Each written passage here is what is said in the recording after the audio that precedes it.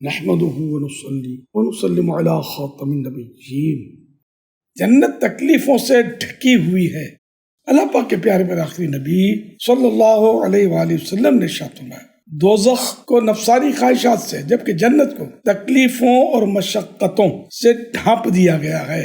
اللہ اکبر۔ حوالہ بخاری شریف جلد 4 page number 243، حدیث نمبر 6487۔ حضرت الحاج مفتی احمد یار خان رحمۃ اللہ علیہ اس حدیث پاک کے تحت فرماتے ہیں دوزخ خود خطرناک ہے مگر اس کے راستے میں بہت سے بناوٹی پھول و باغات ہیں۔ دنیا کے گناہ بدکاریاں جو بظاہر بڑی خوشنما ہیں یہ دوزخ کا راستہ ہی تو ہے۔ مفتی صاحب قبلہ مزید لکھتے ہیں جنت بڑا باردار باغ ہے مگر اس کا راستہ خاردار یعنی کانٹوں والا ہے جسے طے کرنا نفس پر گراں یعنی بھاری ہے۔ نماز، روزہ، حج، زکوٰۃ، جہاد، شہادت جنت کے راستے ہی تو ہیں۔ طاعات یعنی عبادات پر ہمیشگی، شہوت سے علیحدگی واقعی مشقت کی چیزیں ہیں۔ حوالہ منعت المناجی جلد 7 پیج نمبر 5۔ الحمدللہ رب العالمین والصلاۃ والسلام علی خاتم النبیین یا رب المصطفیٰ جل جلالہ صلی اللہ علیہ وسلم محمد ارشد بھٹی کو شفا کاملہ عاجلہ نافعہ عطا فرما۔ اللہم آمین۔ ان کو عافیتوں، دینی خدمتوں، سنتوں، خوشیوں بھری لمبی زندگی دے۔ اللہم آمین۔ یا رب بیماری ہے، بیماری ہے، تکلیف ہے، پریشانی ان کے لیے گناہوں کا کفارہ بن جائے۔ اللہم آمین بجاہ خاتم النبیین صلی اللہ علیہ وآلہ وسلم۔ لا باس طہور انشاء اللہ، لا باس طہور انشاء اللہ، لا باس طہور انشاء اللہ۔ گھبرائیے نہیں، یہ بیماری انشاءاللہ الکریم گناہوں سے پاک کر دے گی۔ صلو علی الحبیب صلی اللہ علی محمد۔ نماز روزوں کی پابندی کرتے رہیے، مدنی چینل دیکھتے رہیے، اپنی اچھی اچھی نیتیں ضرور بھجوائیے گا، ہمت رکھیے گا۔ بے حساب مغفرت کی دعا کا ملتزم 24 ربیع الاول شریف 1445 ہجری مطابق 11 اکتوبر 2023 کو یہ پیغام ریکارڈ کیا۔ صلو علی الحبیب صلی اللہ علی محمد۔ اب جو بقیہ پیغام پیش کیا جائے گا وہ امیر اہل سنت کی آواز میں پہلے سے ریکارڈ شدہ ہے۔ ہمت رکھیے گا، اللہ رب العزت نے چاہا تو سب بہتر ہو جائے گا۔ مایوس نہ ہو، کربلا والوں کی جو آزمائش تھی اس پر نظر ڈالیں گے تو آپ کو اپنی آزمائش انشاءاللہ الکریم کھل معلوم ہوگی کہ اصل آزمائشیں، پریشانیاں اور تکلیفیں تو ان بلند و بالا ہستیوں کی تھیں۔ بہرحال اللہ رب ذوالجلال کی رحمت پر نظر رکھیے، پھر ان بیماریوں، پریشانیوں اور آزمائشوں پر ثواب بھی تو ملتا ہے اور گناہ بھی معاف ہوتے ہیں۔ ترمذی شریف جلد 4 پیج نمبر 178، حدیث نمبر 2404 میں دیے ہوئے فرمان مصطفیٰ صلی اللہ علیہ وسلم میں یہ بھی ہے بڑا ثواب بڑی مصیبت کے ساتھ ہے۔ سبحان اللہ ماشاء اللہ۔ بخاری شریف کی حدیث پاک میں مسلمان کو بیماری، پریشانی، رنج، اذیت یعنی تکلیف اور غم میں سے جو مصیبت پہنچتی ہے یہاں تک کہ کانٹا بھی چبھتا ہے تو اللہ پاک اس کے سبب اس کے گناہوں کو مٹا دیتا ہے۔ سبحان اللہ ماشاء اللہ۔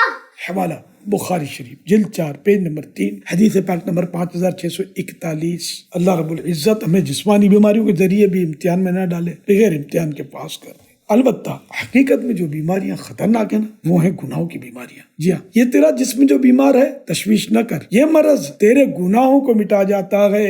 اصل برباد کن امراض گناہوں کے ہیں، ارے کیوں اس کو فراموش کیا جاتا ہے۔ صلو علی الحبیب صلی اللہ علیہ محمد۔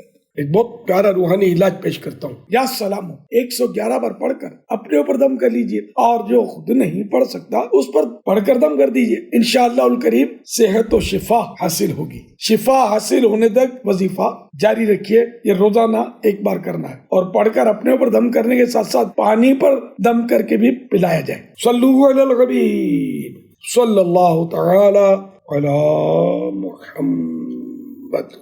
گھر کے تمام افراد کی خدمتوں میں عرض ہے کہ نماز روزوں کی پابندی کرتے رہیں، گناہوں سے پاک سنتوں بری زندگی گزاریں، دعوت اسلامی کے دینی ماحول سے ہر دم وابستہ رہیں۔ خاندان کے تمام اسلامی بھائی اپنے چہرے پر ٹھوڑی کے نیچے ایک مٹھی داڑھی سجائیں کہ داڑھی منڈانا یا ایک مٹھی سے گھٹانا حرام و جہنم میں لے جانے والا کام ہے۔ معاذ اللہ، اب تک جس نے داڑھی منڈائی ہو یا ایک مٹھی سے گھٹائی ہو اس پر واجب ہے کہ فوراً توبہ کرے اور پکا عہد کرے کہ نہ اب داڑھی کٹے نہ ایک مٹھی سے گھٹے۔ انشاءاللہ۔ مردوں کے لیے زلفیں رکھنا سنت ہے۔ اللہ رب العزت کے پیارے پیارے آخری نبی مکی مدنی محمد عربی صلی اللہ علیہ وآلہ وسلم نے کبھی آدھے کان مبارک تک، کبھی پورے مبارک کان تک اور کبھی مبارک کندھوں تک بال شریف بڑھائے۔ ذہن نصیب اس سنت پر بھی عمل کی سعادت نصیب ہو جائے۔ یاد رہے مرد کے لیے بالوں کو اتنا بڑھانا کہ کندھوں سے نیچے پہنچ جائے حرام و گناہ ہے، جبکہ عورت کے لیے بالوں کو کاٹ کر کندھوں سے اوپر کر لینا حرام اور گناہ ہے۔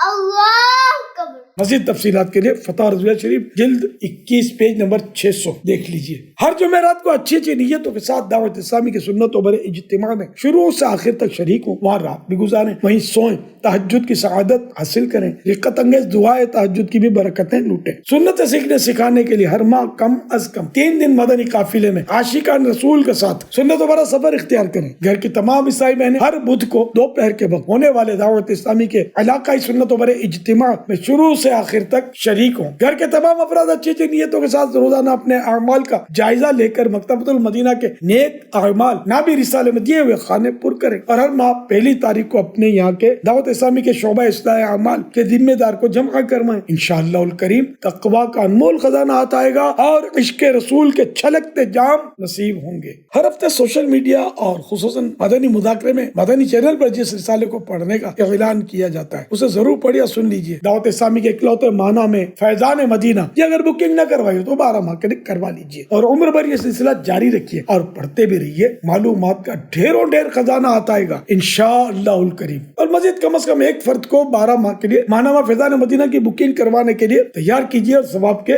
حقدار بنیے۔ ہو سکے تو 2500 روپے یا زیادہ کے دینی رسائل مکتبۃ المدینہ سے خرید کر تقسیم کر دیجیے۔ صلو علی الحبیب صلی اللہ علیہ محمد۔